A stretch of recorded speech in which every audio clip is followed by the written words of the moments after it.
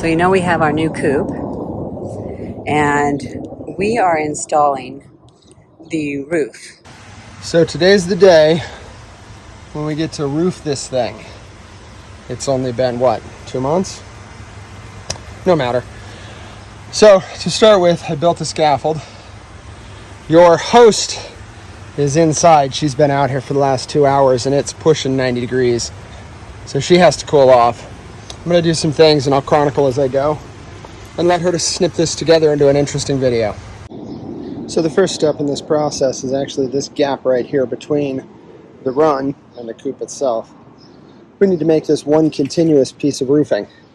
I've already taken out this piece here. I'm going to take this piece next and we're going to cut in some bigger pieces and then feather in some stuff.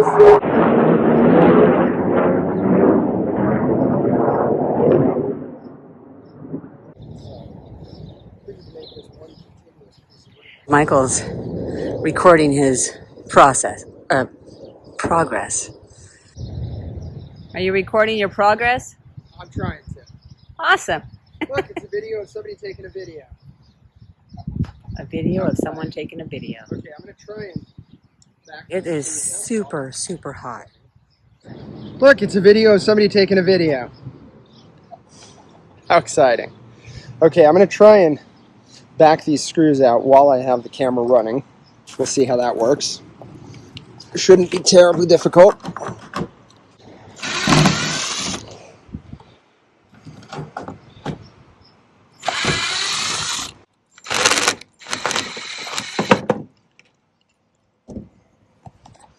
And there it is.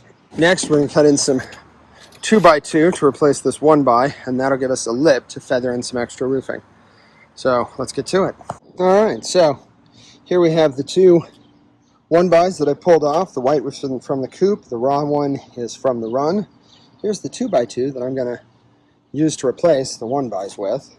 Next, we're going to measure them out, cut them up, and go reinstall them. We take the piece that we pulled off, that is the proper measurement, lay it on top of the piece that we are going to cut to fit. We'll get our trusty carpenter's pencil, and then we scribe the cut line right there. Then we cut.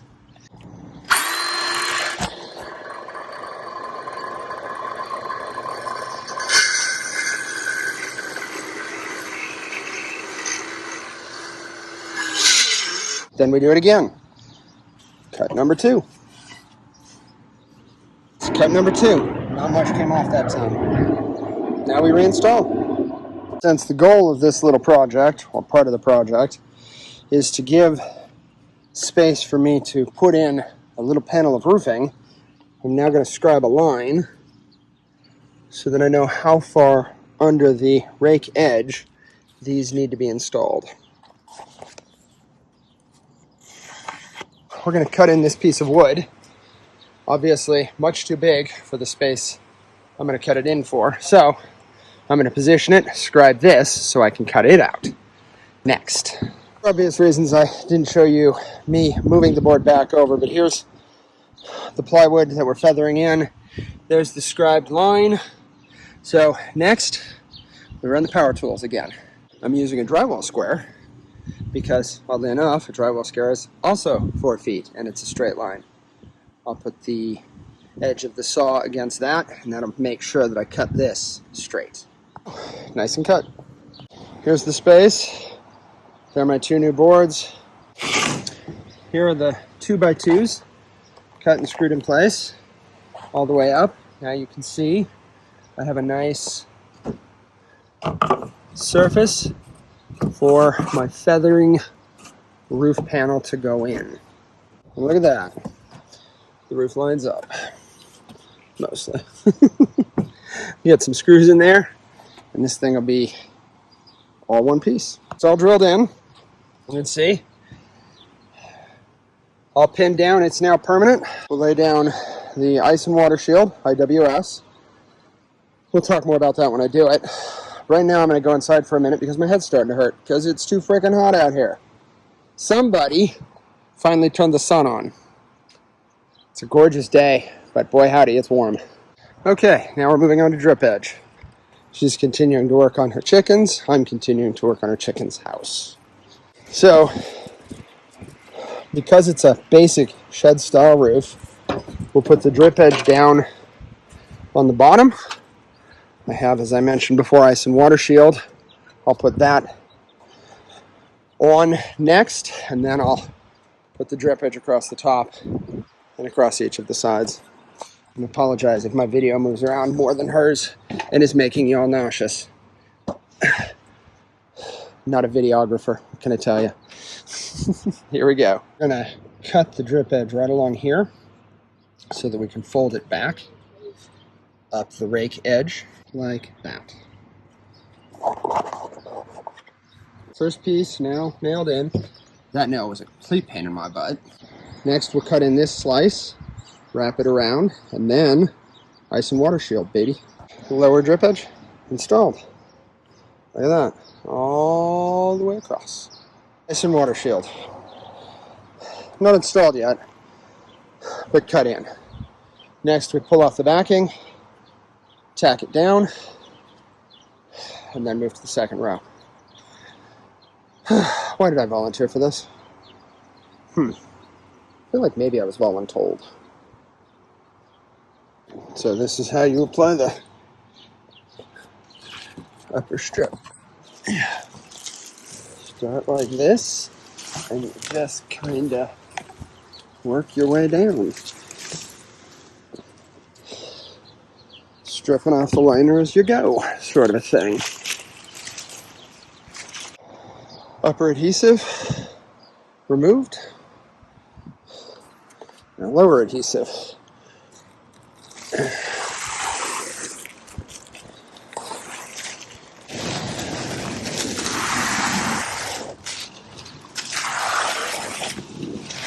There it is. IWS installed. I'm going to show you the OSHA compliant scaffolding I have here. So it's a 16-foot run, and I didn't want a 16-foot board. So I got two 8-foot boards. And then I sistered them together and put bricks on to hold them in place. OSHA would be happy, I'm sure. So the next task will be to put drip edge along the sides or rakes of this coop. So they come in 10-foot sticks. So I'm going to cut one stick in half. There they are, 2 pieces of drip edge. Now we'll take this piece and put it over on this rake edge. We'll fold that top end like we folded this bottom end. And there we are, cut in for the top. Now we'll nail it into position, and this side will be done. All nailed in. Look at that. Okay, so this one, because we had so much trouble fitting in the drip edge, I'm going to cut it and fit it and place it all in one shot. Nice and cut, we're ready to put it up. Here we go.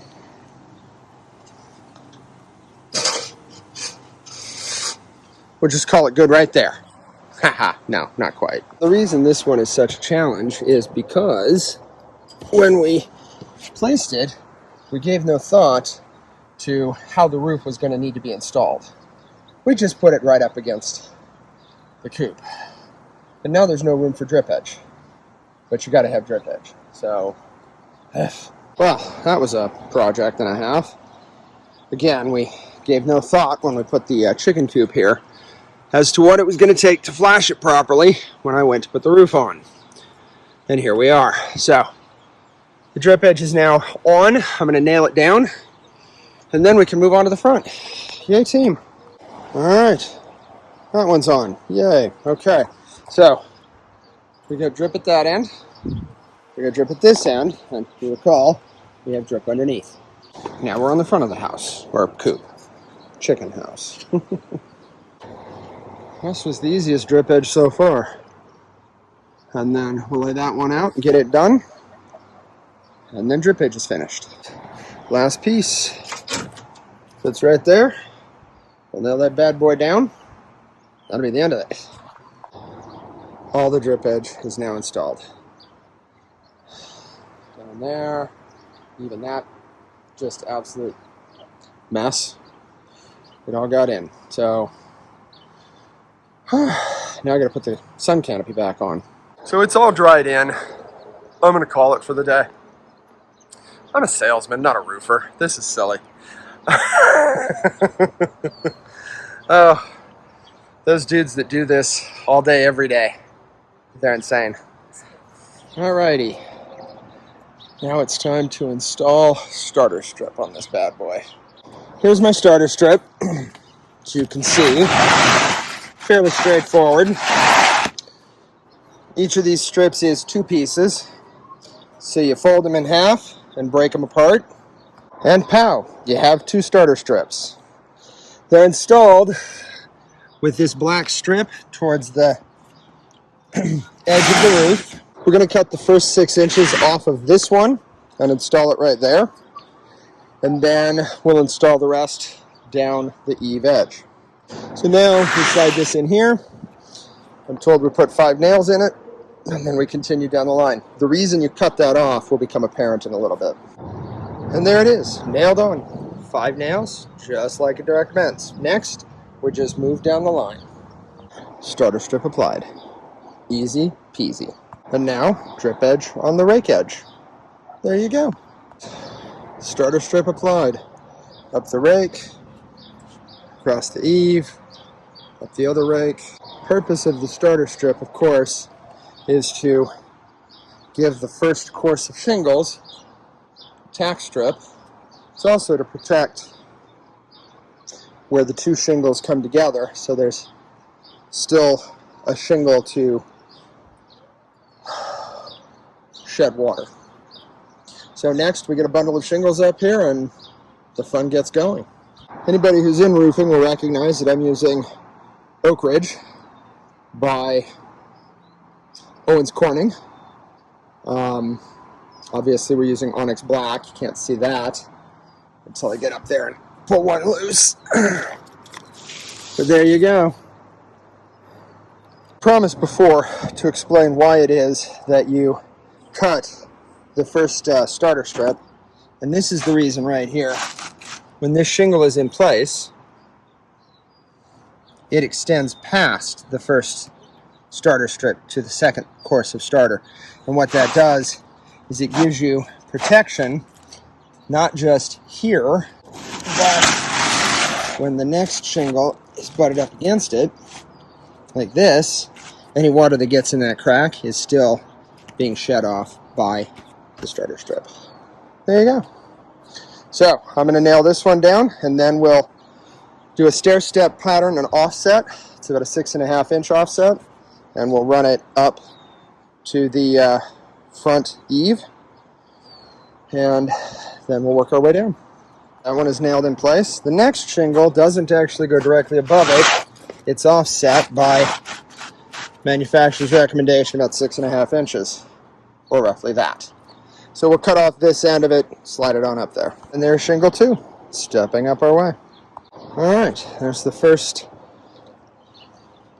edge of shingles. Now the sharp-eyed among you will note that there's one missing from the very top.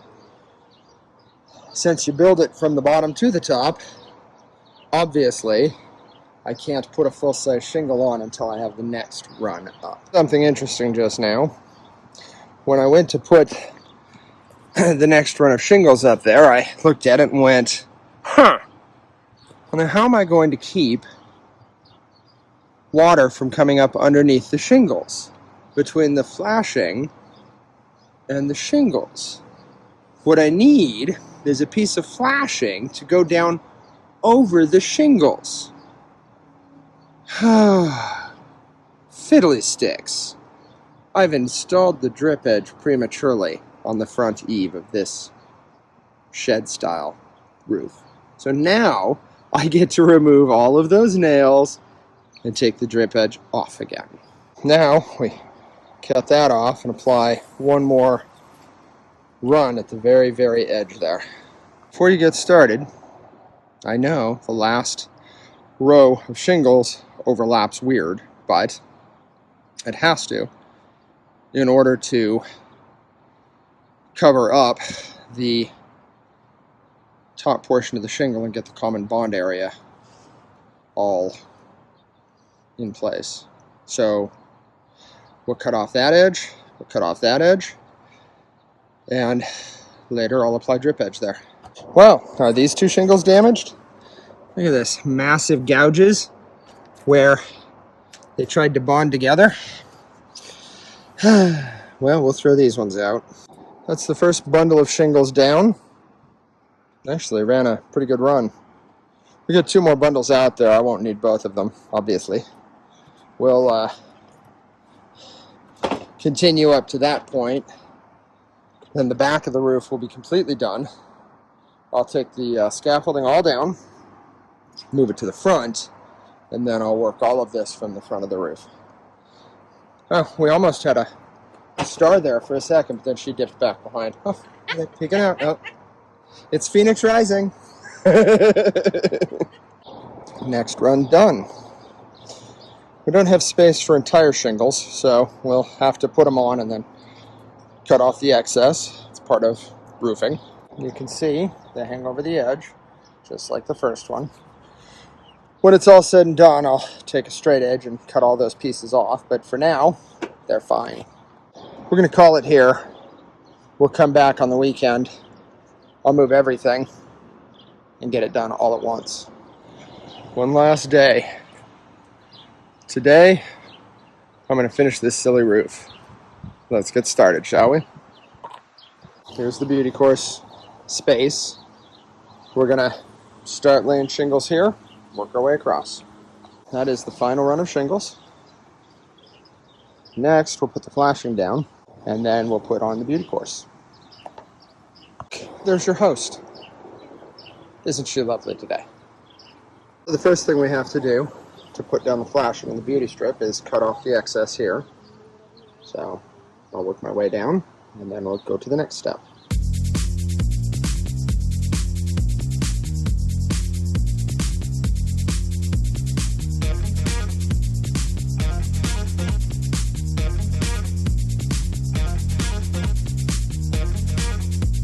Now, you may have noticed that the door to the coop looks different. We've cut a hole in it and put hardware cloth on. And our plan is to put a door on it. So we already have the hinges, but we don't have the trim yet. So we at least have the hardware cloth on. So, I don't have to freak out. The only thing is that it gets pretty hot in the morning. So I may he's going to possibly just put the hinges on in a temporary manner so that I can close the door for tomorrow morning. Because literally the sun, even with that sun cloth, with the shade barrier, it still just beats on this. Ooh. Good morning. Good afternoon. Good evening. Say goodnight. Let's all go home. Okay, good night. Goodbye. So this is what the roof looks like up here. Look at that. Only possible downside is that it's black and it might absorb some heat, but we needed a roof. You know what I mean? It's not like you can't just can't go along without a roof. Are you taking a break in the sun? That seems kind of... I'm responding to a text. Oh, how dare you? Drip edge part 2. So what we're going to do is lay the drip edge down, and that of course will cover this face and provide a barrier against water intruding underneath the shingle here, which is why it had to come off before. And then I'll put a beauty course on top of that to cover up exposed nails and make it look, well, pleasant.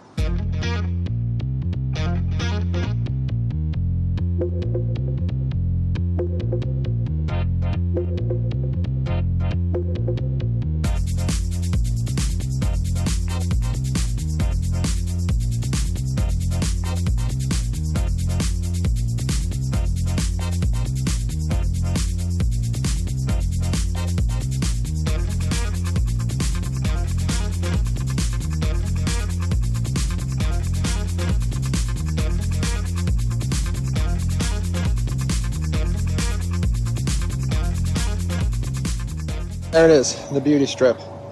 Now we'll go across the entire front of the flashing this way, and it'll hide all of the exposed nail heads and the top of the flashing, and give it a nice finished look. Beauty course is on. No exposed nails anywhere to be found. Only took way longer than it should have. There it is. Chicken coop is done. I can't see this roof because I'm blinded by the light. I feel like there's a song somewhere. It looks like a roof. Well, given that it is a roof, it would be weird if it looked like something else. It looks pretty good. Very nice. Very nice. I'm sure the chickens, if we put them up there, they'd probably really. All over it. There's that too.